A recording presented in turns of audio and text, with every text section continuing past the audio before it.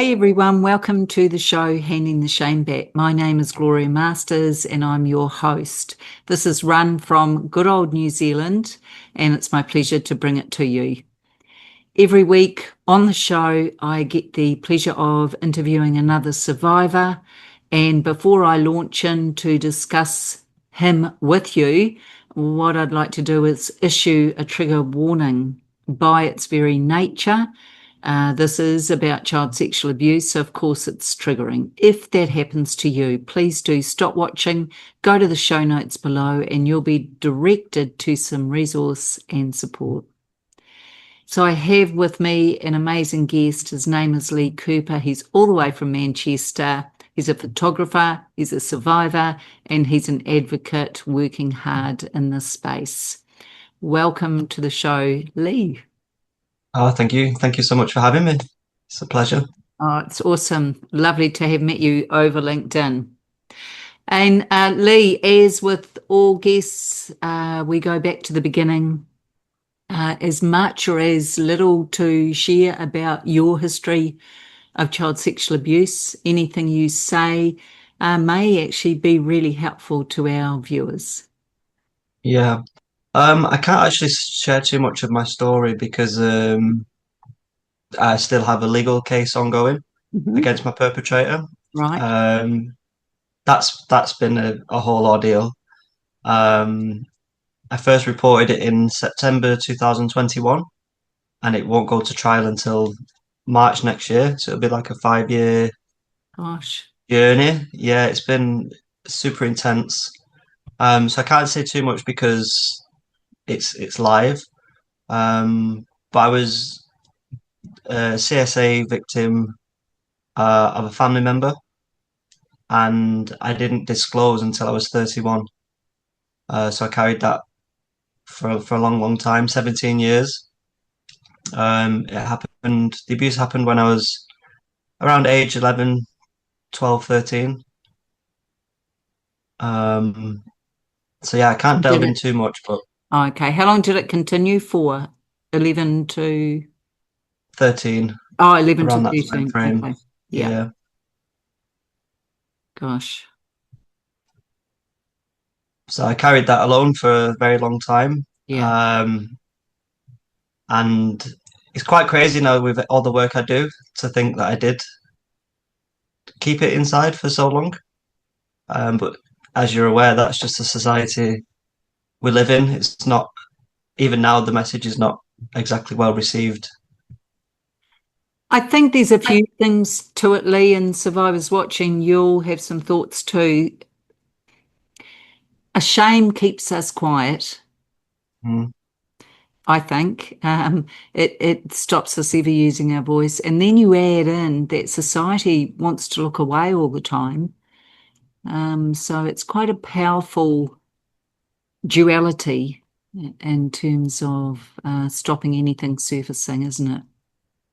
It is, but I proceed. I still go ahead with it because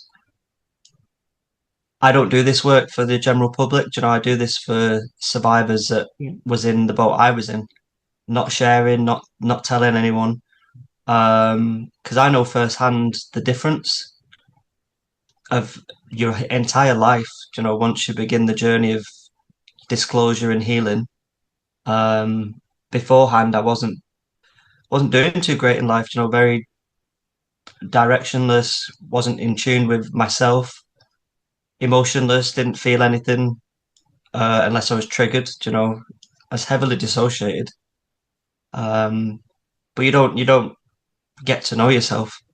You just drift through life, you know, and it's scary. You got to 31 years old and you're like, well, I've drifted through life. I don't know what the hell's going on. Yeah. Don't really know who I am. Yeah. And Uh, that's really, really powerful. When you think about what happened to you, this person would, by being able to have access to you, obviously was able to impact um, the people tasked with protecting you, as in either parent or guardian. So we call that grooming. How do you perceive or how do you recognize not just how you were groomed by this perpetrator, but how do you feel or believe that your parents or guardians were groomed? It's hard to say, really.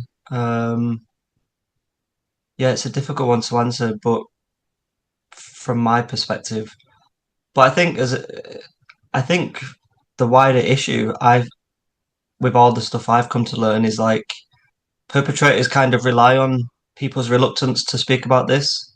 Yeah, Um, that's the cloak that they operate under, the silence. They know that it's such a sensitive topic that a lot of people will just disengage. And in that regard, they kind of get free reign. You know, they don't hide in the shadows; they hide in plain sight. That's what scares people. when we think about how they do this, for instance, when I consider the way I was groomed with threats and violence and manipulated that way. How were you groomed? It's difficult to say, really. There was no threats involved. Was it Um, through gifts or bribery or flattery or attention? They're very clever with how they manage this. um, I would say by force, to be honest. There wasn't much. There wasn't much No. grooming going on, I would say. And in order to keep the silence, what were you told? Um, I wasn't so much told anything. I think my perpetrator, as a lot of perpetrators, they kind of just know what's at stake. You know, you they know the pressure on speaking is immense. Yeah. I think in a lot of cases that's enough. I've always referred to it as like a nuclear bomb. You know, it's you press the button and it's the aftermath is going to be huge. It's not just your life that it disrupts and destroys. It's a lot of other people's. You know, not many people will press the button, and I think a lot of perpetrators know that they rely on that. Yes, makes perfect sense. It's a good analogy, actually. Yeah, At the age of 31, I think you said is when you first disclosed. Are you able to share who you disclosed to? yeah. It was my ex-girlfriend at the time. Um, we'd started living together, so it was the first safe place I really felt I'd been in. And yeah, there's a few things leading up to it. So it was during the pandemic, and I'd read The Body Keeps the Score in lockdown, the first lockdown. We had several lockdowns here. Yes, Uh, in the first one, I'd read The Body Keeps the Score, and it just life-changing book for me. It just really was like a light switch going on in my head. You know, it put into language and understanding a lot of things that I had assumed was normal.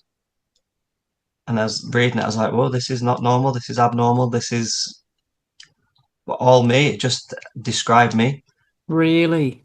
Yeah, and I'd never seen that before. You know, Yeah. I didn't even know what dissociation was, but I knew reading it that that's what I did.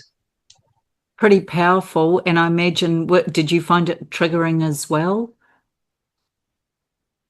Um, I didn't find the book triggering, but I sure found healing triggering. Um, I read the book in 2 days because I was on furlough, so I had no job to go to. And I just read the book, I just devoured it. And I always find that interesting because I've read a lot of people say, "Oh, it's so heavy, I couldn't get through it," and I just like blasted through it. Yeah. Your mind, Um, your mind was ready, Lee, wasn't it? Your mind was ready to deal with it.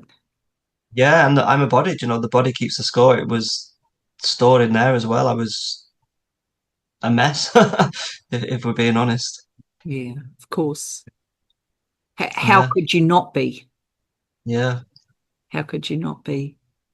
Yeah, So I'd like hypervigilance, hyperarousal. You know, all them things was the norm for me. yeah. Do you, as you look back and you realize that what you were reading was really reading about yourself, And you had a few light bulb moments. What do you think was the biggest factor for you, and then being able to share with your ex-girlfriend, who was your first person that you shared with? What was it that triggered those words? Uh, it was a it was combined with the books and the stuff I was reading online. There was a moment in our kitchen where she come in as I was making a drink. And she like great playfully grabbed my crotch, and I slapped her hand away dead hard, like instinctively. And she's like, you always do this. Like, was you touched as a kid or something?" Um, and I said maybe. I said the word maybe, and then I saw like the horror in her face. I saw her like immediately like, what the fuck? Um, and I just backtracked immediately. She's like, "Are you being serious?" I was like, "No, I'm just joking." Um, but like saying it out loud was, I don't know, it was just, it had all been coming up to the surface. Yeah, Um, and then saying it out loud was kind of like the denial snapping to me, if that makes sense. Like saying it out loud was like, that did happen. This is real. yeah.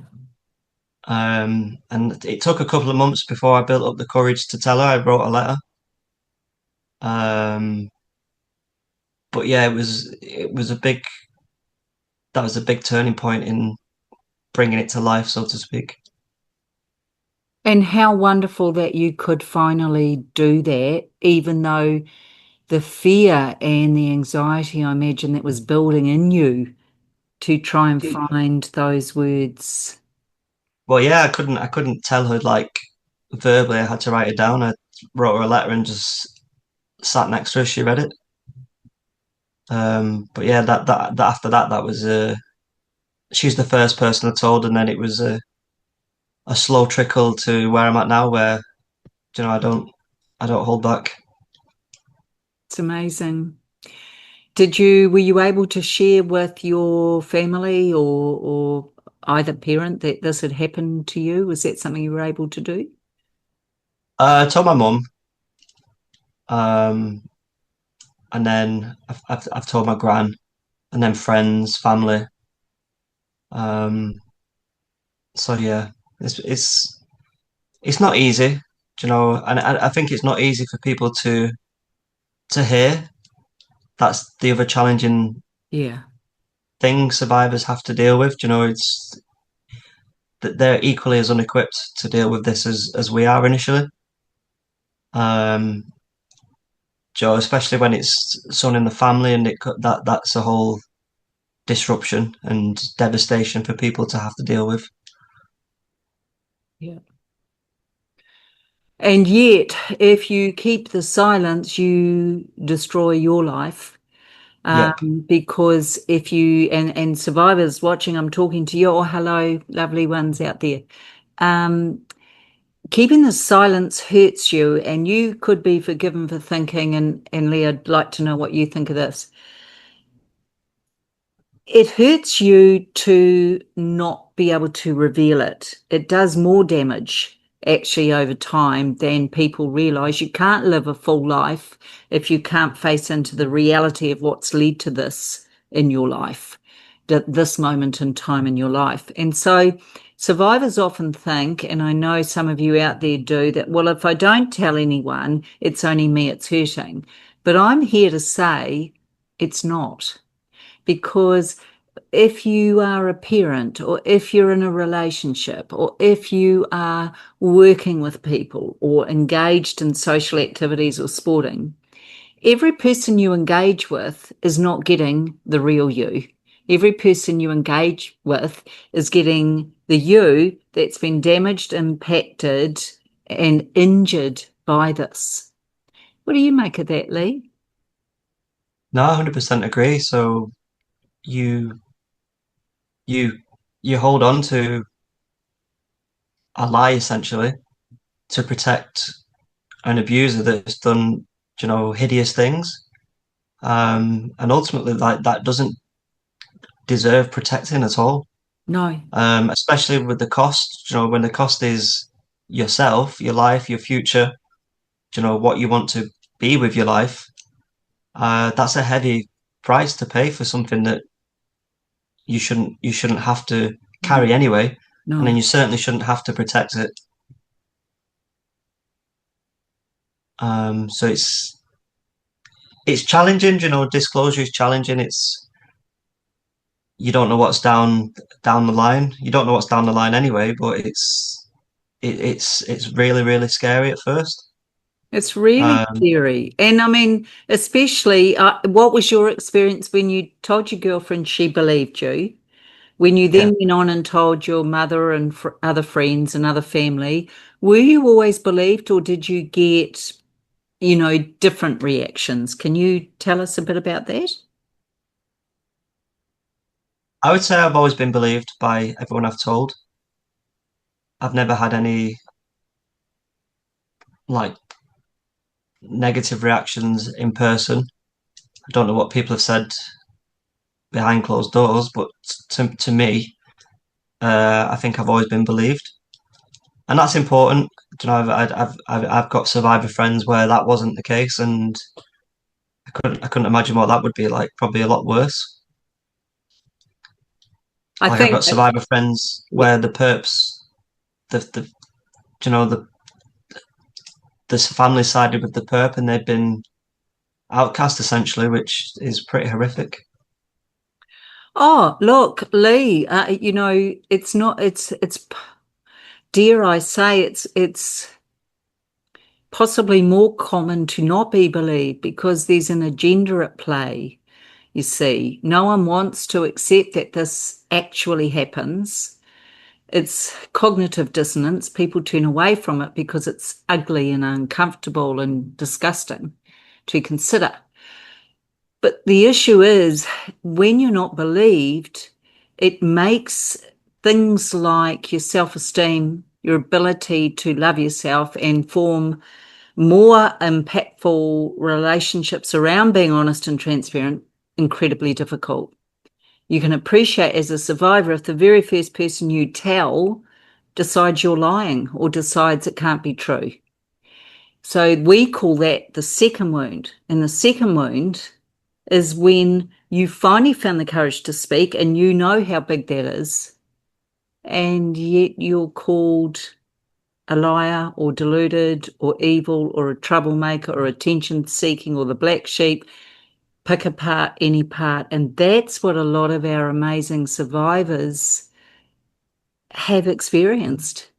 So you can see how it's a wound on top of a wound. Yeah, it's.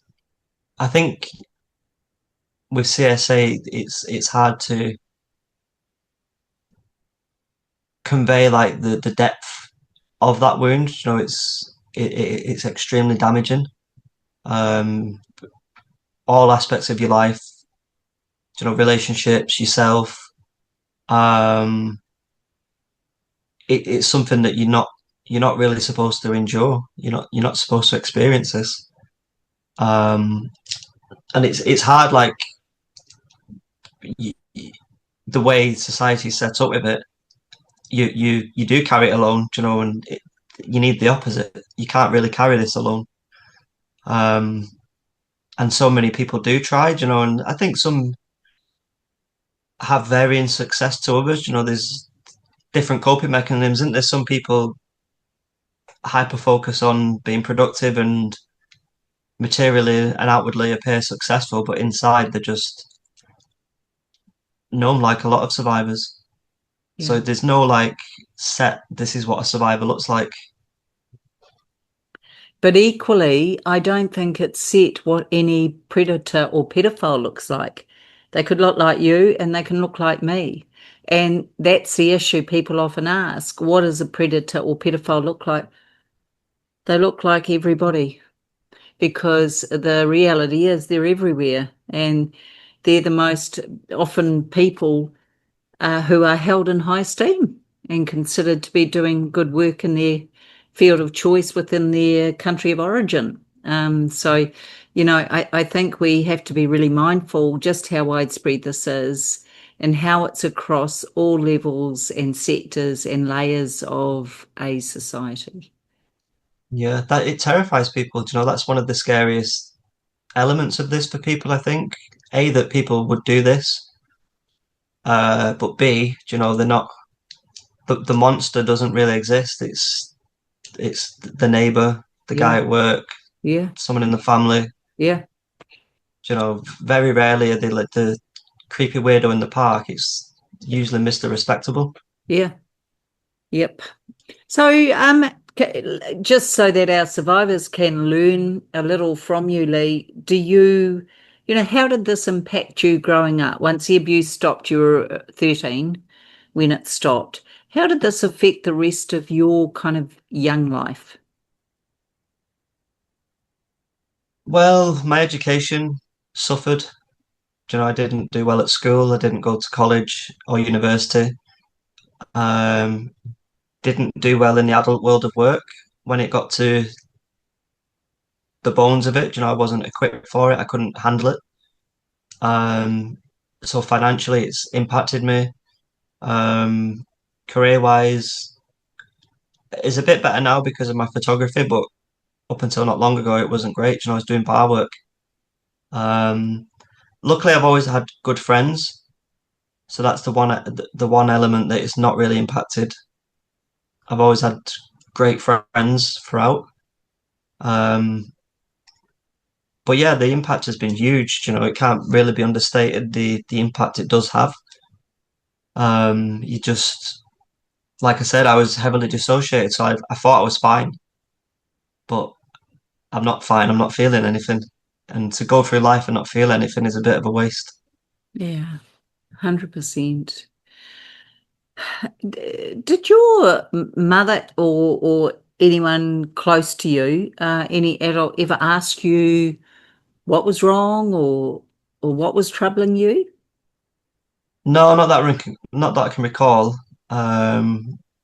Which is a bit troubling to be honest, because I have seen pictures of me at the time of the abuse where I'm clearly traumatized, and it's kind of like, why is no one asking this boy what's wrong? Yeah, Because clearly there's something is wrong. yeah. But again, that feeds into the denial element. You know, I think it's only an assumption, but I think people thought if that's what I think it is, I don't want to go there, so they just turn a blind eye. You So, know, are you saying you think they may have suspected that, or the person that was doing it, or do you think it was more that they wouldn't have gone there because it was just not going to be possible to deal with? I wouldn't say they suspected CSA, but I No. would definitely suspect that they thought that's whatever that is. We don't want to go there. Okay. Gosh. I think it's what you said at the beginning, though, Lee. People aren't equipped to deal with it. People don't know what to do No, with it. And they probably say the most dreadful things, don't they? Because they don't know what to do. So, um, what they come up with or out with is not always going to be of use or of help to us as survivors. no, it's difficult. That the one of the reasons I've started my project is because I kind of think it is on survivors to help educate others to understand this. Shouldn't really be that way. Do you know, it can be quite triggering work, as I'm sure you know. Yeah, Um, but people are not going to understand this unless the people who it affects explains why it's important. yeah. Um, and I think there's definitely growing awareness of the issue. So people are more receptive to listening. Um, but it still falls on a lot of deaf ears. I think. Is it a growing awareness of an issue that's actually growing as well? The numbers aren't decreasing. Lee, tell us a little about the work that you're doing and how you got into this space. It would be very interesting to know. How did that all Yeah, happen? so I have a project called Victorious Voices, which is a photography project Yep. where I take portraits and testimonies of CSA survivors. Um, the idea actually come from a project in New Zealand called the Bristlecone Project. Yes. Um, so I started photography at the same time as a hobby, at the same time that I started my healing journey. So the two have been in tandem. Awesome. Um, yeah, so a few years ago, I was thinking of a project, for my photography, and I saw the Bristlecone project, and I thought that could be good. With in a studio portraits and get the testimony of people to go alongside the portrait. Um, so yeah, last year I just thought, yeah, I'm going to do it, bring it to life, and we've Amazing. got 25 now, 25 portraits. Gosh. Yeah, I've had six exhibitions. Oh, wow. And where do you hold Yeah, those? Tell us about those. they've been all over. So the first one was a bit of a controversy, actually. It was at the University of Glasgow, and it caused a big uproar when originally it was in the entrance hall of, it's called the Advanced Research Centre there. So it's in the entrance where you first walk in, but then the university decided to move it into like a side studio. So they essentially hid it. Yes. Um, After complaints allegedly by members of the public and staff members. But that didn't sit well with me and a lot of other people, and we pushed back. We wanted it moved to its original location, but they didn't. They didn't move it. They didn't apologise.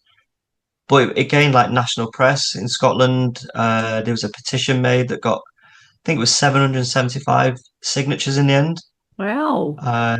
Yeah, and a member of Scottish Parliament, Paul Sweeney, got involved, but he was quite ineffective in the end. It was a bit disappointing. He got like one letter from the university and just completely backed down. Oh, It's like, yeah, it's like this is a weak letter. You've got the power here, and you're just backing down. So that was sad. But it just shows like the whole thing was just a microcosm of how society deals with it. They'll accept that it exists, that it's a thing, but we're not going to look at it or you're not deal going to with do it. anything about it. No, no. Yeah, put it in the corner. We'll acknowledge it's there, but see you later. Yeah, And yeah. that's got to change. Oh, beyond time for it to change, yeah. Yeah. But the interesting thing is that you had the experience of actually getting some attention, even though it wasn't the attention you wanted. It does bring awareness, doesn't it, to it all? And are these male survivors? Are they both male and female, or No, mixed. I thought it was very important to have both. yeah, You find in this work it's either male or female, I know, and often males are, you know, in a lot of aspects just portrayed only as perpetrators, which I doesn't know, I know. doesn't help. Obviously the vast majority of perpetrators are male, but it doesn't. There's kind of a conflict. I know. So we're trying to overcome that. Well, you'll be delighted to know that handing the shame back, I pride myself on getting the same amount of men as I do women survivors to talk, because Yeah, I think that's important. it's really importantly, we have amazing male survivors out there who can't find their voices because of the shame and because of the stigma society puts on them. And it raises another issue, actually, that, survivors are often accused or told or labeled with, we must then go on to abuse. No, probably over 90% of survivors would never go on and abuse a child. Why would we do that? So I think there's a few little myths out there that we need to shatter, because it's really unfair, and all it does is shut male voices down who are survivors and need just as much resource and support and gentleness shown as female survivors do. So it's very important to me that we look after all survivors, whether they're male or female, or however people like to identify now. Yeah, no, I 100% agree. Yeah, It's hard enough as it is. So when you add obstacles, yeah, yeah. don't need them. Well, it's just we've started on the back foot anyway, you would agree. If we're survivors of CSA or any type of child sexual abuse, we've started on the back foot. So I think it's, come on, world, it's time to acknowledge and honour survivors for the resilience we show, for the fact that we keep getting up and we keep going. There are, Yeah, so yeah, we focus on the with the Victorious Voices stuff. It's focused on healing. yes, People do touch upon what's happened to them, but not in great detail. It's how you overcome it and yeah, deal with it. yeah, And it's interesting you mentioned like the fight because when the stuff in Glasgow was happening, one person said to me like, "You need to know when to let go." I was like, "No, I don't. If I did that, I probably wouldn't be here." yeah, It's as simple as that. yeah. It's a That very good, fight is what keeps you here. yeah. Got to keep pushing because the reality too, of course, you would have considered that this, as do most of our survivors watching, who perpetrated against us. You and I both know we were not the only victims of this. There will have been other children at that time and possibly over decades. So, if not you, then who? Who's going to stand up and say, this happens and we need to stop it? We've kind of yeah, we've kind of got a bit of a responsibility alongside all the other pressure on us to heal from this and try and regain a semblance of life and success in life and happiness in life. Yeah, 100%. And people have to realize that perpetrators, they're malicious, you know, devious people. And these people they've kind of like constructed the way the whole thing is viewed. I wouldn't say they constructed, that's probably a bit too strong, but they rely heavily on like it's an open field. They've got easy pickings. They're perpetrating against children who are defenseless. No one's watching. It's just wide open for them. There's no accountability. There's no, like I mentioned before, if someone's suspicious, they're likely not even going to say anything. So that has to change. Like the damage it does is immense. Exactly. Well, it's across all layers and levels of society. We have what we call failure to launch, and that means you might have been the most intelligent boy in the whole world. If this happened to you, you can't think, you can't study, you don't want to eat, it's hard to sleep, it's hard to feel safe, let alone do you even want to leave the house? Um, or do you want to even be in the house if that's where it was all happening? So, I mean, there's just so many layers and factors that contribute to this. There But is, and that's a really interesting point that you make there because it can't really be understated the inability to concentrate, for example.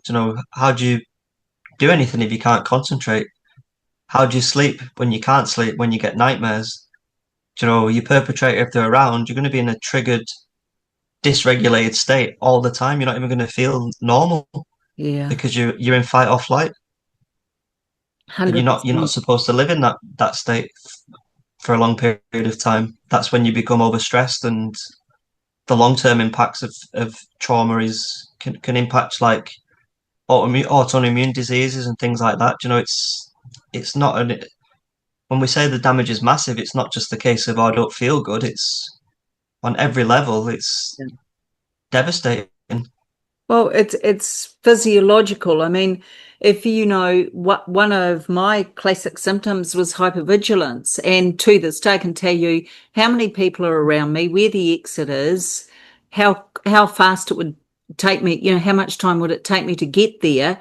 And I'm listening to what you're saying, but there could be someone in that corner who's talking, and I'm actually trying to understand, am I safe around these people? So, hello, that's us being on high alert. Yeah. There's nothing relaxed about that, is there? No, so my ex-girlfriend who I disclosed to, a funny joke we had at first was how I could be fast asleep, but if she moved, I would be wide awake. Yeah. Um, and obviously didn't know anything about trauma at that time, so I was like, I don't know, it's just a weird thing I do. When really, I'm not even resting. You're Do you know? all right there. Yeah. And the analogy that I think I forgot what book it was, but it was he says it's like a car that's like revving to the red line. That's fine if you do it once, like one big press, but if you do that constant, you flood the engine. That's not how it's supposed to be, And the and that's wear what and tear happens. and damage on that engine, it's not going to last forever, is it? So, No, Lee, just as we're moving into the last 5 minutes, believe it or not, you're doing great, by the way. yeah, it's gone Um, fast, hasn't oh, it does. But just as we're it? moving into that, what has helped you heal, and what advice would you give survivors who are trying to make their way through all of it? So yeah, lots of things have helped me heal. Reading, so you can see on my books, I've read a lot about trauma. I think the number one thing is to realize no one's coming, to save you. This is on you. It's a hard thing to accept. It's very unjust and it's very unfair at times because, I've had to become basically an amateur psychologist. I didn't want to do that. I had very little interest in it at first, but if I wanted to get better, I've had to learn. That's the only way you can deal with what you live with. Um, the other thing is having the courage to, share the load and having people that you can count on if things get rough. Um, and peer-to-peer support was probably the biggest help for me in terms of actually coming to terms with stuff. So you can have these conversations with your friends or whoever, but they don't really understand and they don't really want to talk about it for a long time. You can just see it in their faces. And that comes back to what we said before. It's an uncomfortable topic. But in peer-to-peer support, it was the first place where I'd ever um, felt like it's not I'm the only one that this has happened to. People got it, people understood it. You could say whatever you want without really worrying, is this too much? Am I going too far here? Um, and if it's at the start of the healing when it's all very much a mess, that's really a good place to be where you can just this is how I feel, this is why. And then if it's a good group, there'll be people further down the line who recognize the spot you're in and can help you Yeah. navigate your way through it. But again, that took a while for me to do that. When there's a company, a charity here called We Are Survivors, and that's who the peer-to-peer support was with. But when I first got told about it, I was like sitting in a room with guys talking about sexual abuse. I don't think so. Like that's not me. I won't be doing that ever. So thank you. But then I got to a point where I wasn't coping at all. It's like, well, I've got nothing to lose. I'll give it a shot. Yeah. And it was actually the most beneficial thing I've done on the journey. It was you could read everything, but that helps you put it into practice and like integrate and just realize, yeah, this is the experience, Yeah. Yeah. and So, not so feel alone. yeah. And it's that isolation, isn't it? It's that not Yeah, feeling alone. So is there anything else that you would like to share with us that perhaps we haven't looked at yet today, just as we close out? I think just the website. So it's placesnowhere.com. That's my website, and the Victoria's Voices portraits are on there, along with the testimonies. So it's everyone got asked the same questions. So hopefully there's a narrative thread throughout. Everyone deals with it different, but at the same time, we kind of deal with it in the same way. There's common threads that people will notice, and we just wanted, well, I wanted to provide a place where survivors are captured with dignity and pride, and we're not paraded on as the victim or the token gesture. It's you in your entirety. Because CSA doesn't define you, it's not who you are. It's probably had a massive impact in shaping who you are, but we're all different. We all wear many different hats. Yeah. So it's kind of showing that as well, what everyone does, how they live the life with this. Because at the minute, it kind of feels like you the common public perception is, you've damaged broken goods and that's it. You're a write-off. But that is a very bad outlook. Life is a one-time ride, Yep. so you need to make the most of it, and you can't make the most of it if you're hindered by trauma and held back. Yeah. And there's many other positive things, believe it or not, that emerge as well. So, just as we're closing out, thank you so much, Lee, because the positives are we are probably one of the largest groups on the planet in terms of resilience, our ability to overcome, the fact that what do we always do? We always want to help. We want to stop this from ever happening again. So Yep. there are many good skill sets we have. We're able to multitask in ways that others, non-survivors, maybe can't, because we had to learn to function and keep operating even though all this went on. So I think there's a lot of skills we have that we don't necessarily always look at. But Lee, thank yous. Please stay there. Audience, how wonderful to have had Lee join us today, and I encourage you to go to his website. I think, all his details will be in the show notes below this, so just go down and have a look. But he said a few really insightful things, and one I particularly loved was when he said, no one's coming to save me or save you. It's on you to do that work and find it for yourself. And healing, as we know, is never linear and it's different for all of us. So find what works for you and stick with that. That's how you know it's for you. If it lights you up, if reading is your jam, do it. If sharing with other people is you, do it. If it's art, do it. Whatever speaks to you is important. I think, we're lucky to have survivor voices here, and I'm just grateful to all of you for wanting to be part of this. So, as always, lovely, amazing survivor family out there, I see you, I stand beside you, and I believe you.